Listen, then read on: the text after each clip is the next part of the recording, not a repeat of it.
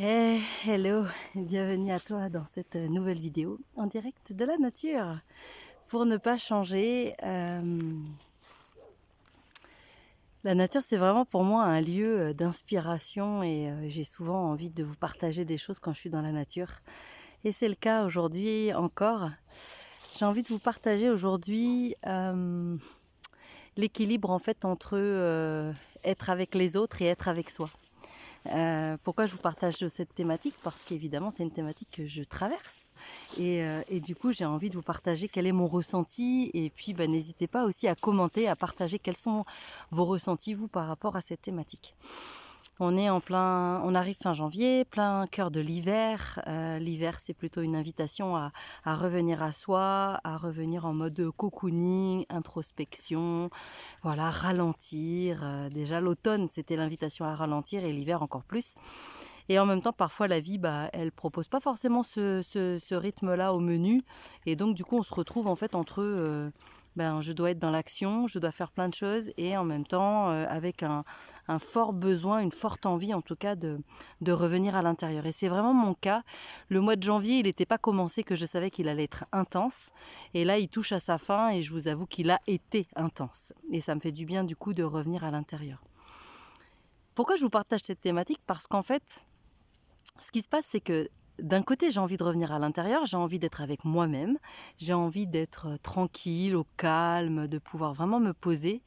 Et d'un autre côté, c'est hyper difficile pour moi. Vraiment, pourquoi?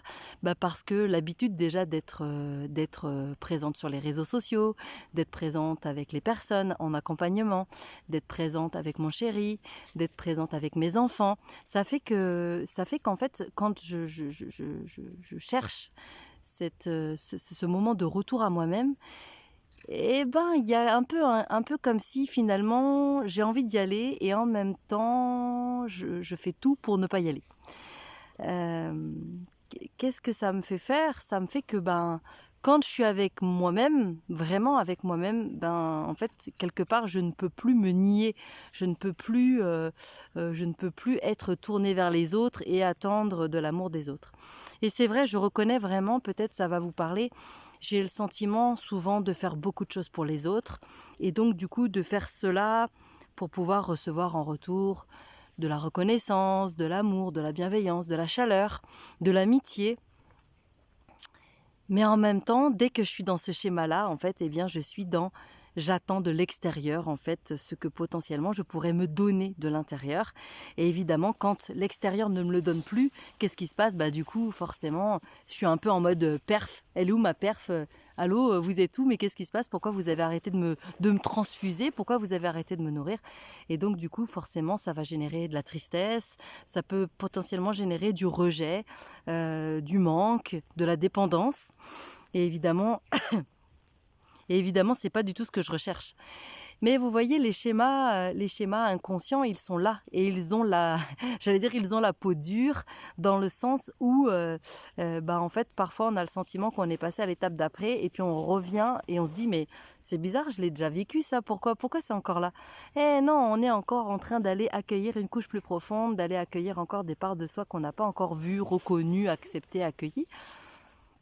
Et l'idée, c'est ça. Et là, je vois bien vraiment, ce week-end, je me suis dit, voilà, je veux vraiment profiter de moi-même, être avec moi-même. Et en même temps, je me dis, ah, quand même, j'irais bien voir mon chéri. Ah, quand même. Et donc, je suis en train de, quelque part, pas d'être dans une lutte, mais un peu quand même, c'est-à-dire de trouver tout un tas de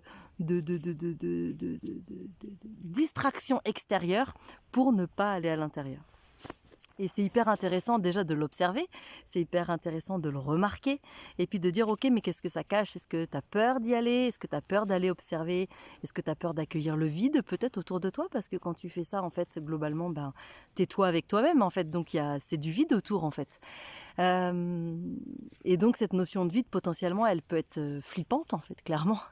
Donc c'est hyper intéressant pour moi et j'aime goûter aussi à ces moments-là. J'aime vraiment les sentir, les vivre, les ressentir, les observer. J'aime bien aussi évidemment me marrer de moi-même parce que du coup, quand je suis dans ça, je me dis, bon, tu vois, tu dis que tu es toute seule, tu dis que tu as besoin d'être avec toi, puis en même temps, tu cherches le contact. Donc c'est intéressant. Bon, vous voyez, je prends le temps quand même de faire cette vidéo. Donc pendant que je fais ça, je suis quand même avec vous. Donc, mais en même temps, c'est bon pour moi de partager ce que je vis et ce que je traverse. Et puis je me dis toujours que bah voilà, l'idée c'est quand même de continuer ce chemin vers soi, vers son intérieur, vers toutes ses parts. Et c'est ce que je vais continuer ce week-end, évidemment, en étant avec moi-même. Je vais aller faire mon tableau de vision 2023. Il serait temps parce que l'année est quand même commencée. Et ça fait déjà des semaines que j'ai envie de le faire et j'ai pas pris le temps. Donc je vais aller faire ce tableau de vision. Je vais aller bouquiner. Je vais aller prendre le temps de vivre en fait pour moi. Et quand je fais ça, en fait, ben évidemment, je m'honore et je me donne beaucoup d'amour. Donc voilà, donc ne vous manquez pas d'amour, ne vous manquez pas de temps et de respect. Prenez soin de vous, c'est vraiment essentiel. Et il n'y a que vous qui pouvez décider ça. Allez, à très vite. Ciao, bon week-end.